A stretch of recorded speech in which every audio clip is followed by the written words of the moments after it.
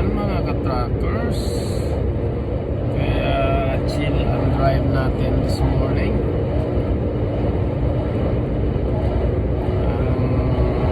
2 hours ko ay tinakbo ko lang 170 mga ka-truckers.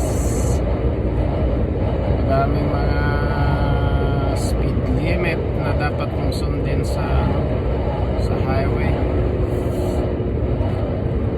Kasi madulas yung kalsada, so yun mga truckers.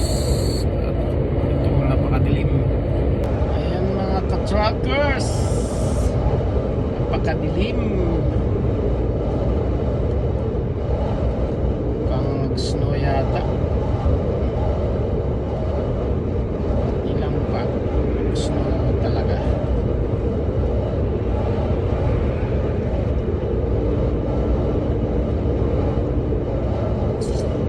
Mabagal yung takbuhan ngayon dito sa E8 Road, Germany.